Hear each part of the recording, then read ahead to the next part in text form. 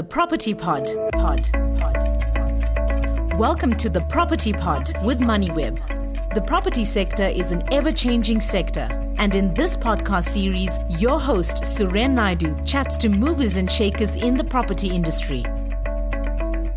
Hello and welcome to the Property Pod, South Africa's premier property investor podcast. On this weekly Moneyweb show, we gain insider insights from leading CEOs, analysts, developers and entrepreneurs in the country's dynamic real estate sector. With it being Women's Month in South Africa, for the month of August, we are only having women leaders in the property sector as guests on the podcast. On this week's episode, we have a woman who is leading ESG at Redefine Properties, one of South Africa's biggest landlords and JSE-listed real estate investment trusts. Now, ESG, which stands for Environmental, Social and Governance, as many corporate heavyweights will know, is a big part of the corporate world these days, not just for property companies, but for all blue chips. It's quite a broad sphere, however. With this being the Property Pod, we are zoning in on sustainability and in particular green building.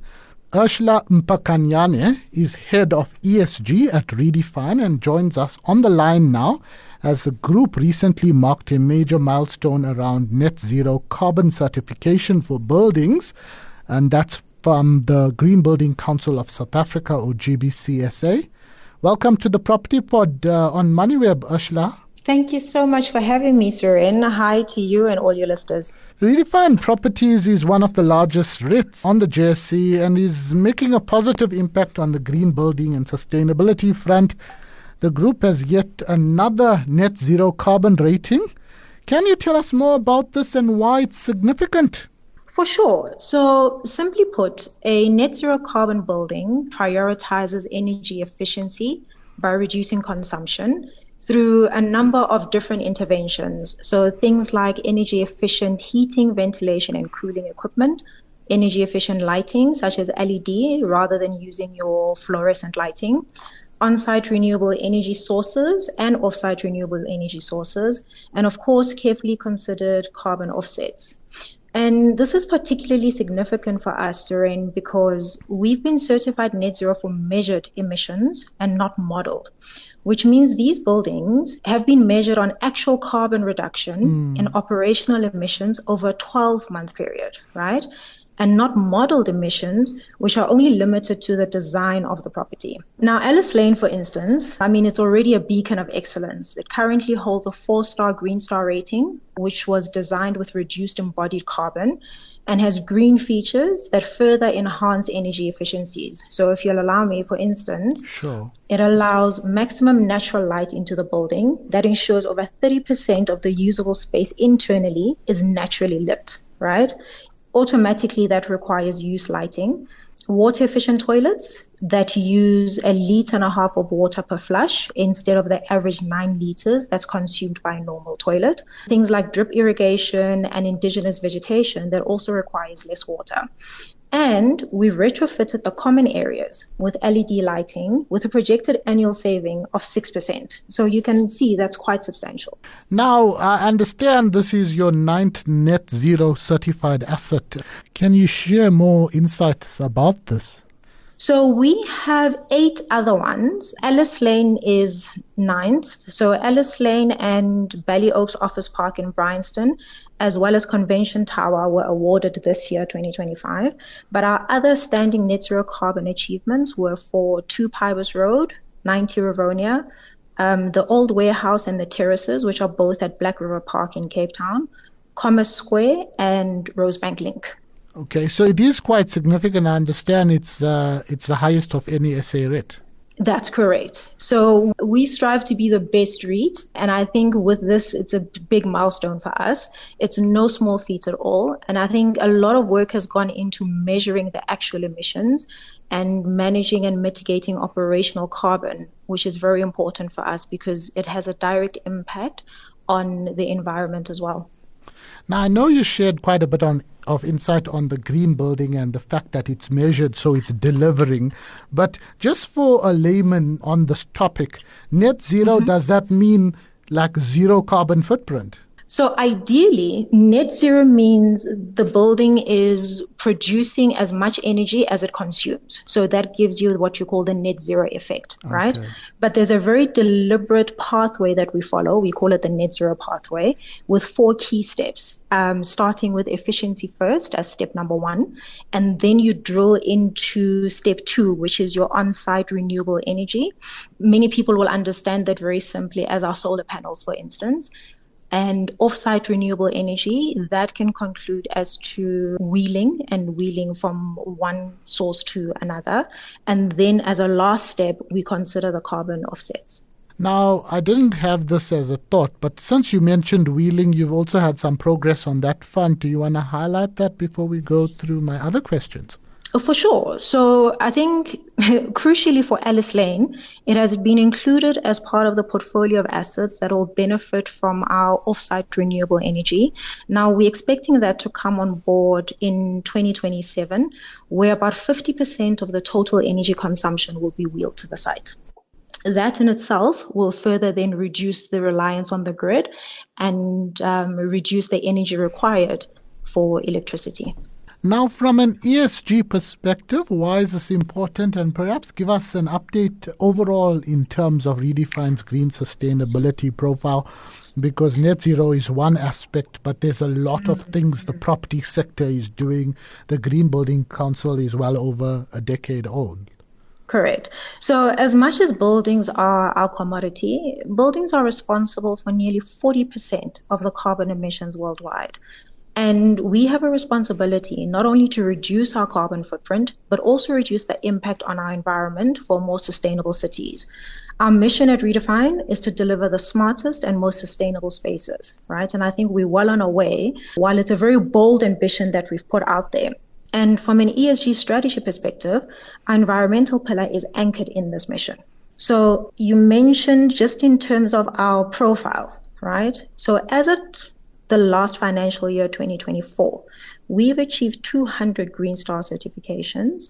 In 2025, Morningstar Sustainalytics awarded us with a global top 50 badge for our ESG performance, and top 50 globally, might I add, not only locally. On GRESB, which is also an independent benchmark for us, so we've scored 82 out of 100 for our standing investments. We've received 4 EDGE certifications that have been awarded. So there's quite a bit that actually has been recognized internationally against international standards in terms of our ESG performance. It would be interesting. I'm not going to ask you this question, but it would be interesting to say, had you not done that, how much of water saving, how much of electricity savings, all the different elements, a report like that would be quite interesting. But we'll leave it at there from an ESG perspective. As I mentioned in my intro, we profiling women leaders in the property sector. There are a number of them, but it's the first time that I've interviewed a ESG leader within a top RIT on the Property Pod. It is Women's Month. As the head of ESG at Redefine, what does your role entail? I'm sure it goes beyond just green and the E of ESG. Oh, absolutely. So I think we've spoken a lot under the E. If I can touch on a little bit on the S and the G as well. Sure. So S refers to our social pillar, and that talks directly to our purpose, which is to create and manage spaces in a way that transforms lives. We aim to have meaningful impact within the communities and spaces that we operate in and deliberately create positive change while building inclusive ecosystems. The pillars supported by our socio-economic development, these include initiatives towards education, health and well-being, job creation, as well as community development. Our G, this refers to our governance pillar. Essentially, what that means for us is how we're holding ourselves accountable in delivering our sustainable outcomes across the board. So as an ESG head, I direct the sustainability strategy, right? Ensuring that these ESG principles are embedded within our operations, investments, as well as our stakeholder engagements.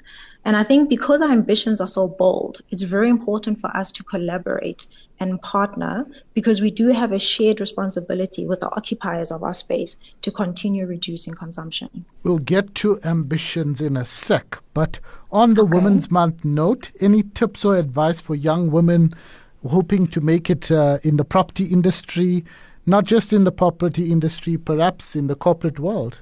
So what I can say, and I guess this is a learning on my path and the journey that I have traveled to here, is comfort and growth cannot coexist, right? And the more you're seeking to grow and not just make it, I think there has to be an element of delivering excellence in order for us to thrive within the spaces we occupy. That you've got to be curious and stay learning, and that can't happen in your comfort zone. Thank you for that. Just to conclude, Ursula, what is Redefine's target or ultimately its next level for the group from a green and sustainability perspective? I know you probably announce big things in press releases and sends announcements, but the bigger goal, because there will be more milestones to come. ESG is indeed something that won't end. It will probably get tougher with demands around climate change for blue chip companies around the world. Indeed. So our vision is very clear, Suren. By 2030, we're looking at all our new buildings to achieve net zero operational carbon. And I know that's quite a great feat. And I think it's important that we bring in that collaboration and partnership, because we definitely can't do this alone. And then looking at our 2050 goal, that every building in our portfolio will meet the same operational emissions in terms of reduced energy consumption. Is there anything else on the topic that you'd like to share before we end?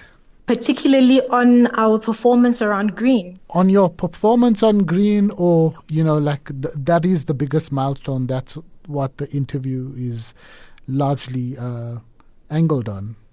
Yeah, so I think for us, we're really proud of this achievement, and it really is a stamp in terms of our achievements toward carbon neutrality, and it has been quite a great milestone and achievement for us. Thank you, Ursula. Redefine is also quite strong on the BEE front, but I'm not going to ask you about BEE. We will have to leave it there. Ursula, thanks so much for your time. That was Ursula Mpakanyane, the head of ESG at JSE-listed Redefine Properties. Thanks for listening to the Moneyweb Property Pod with Suren Naidu. To listen to more episodes, go to moneyweb.co.za or the Moneyweb app and follow Moneyweb News for daily updates.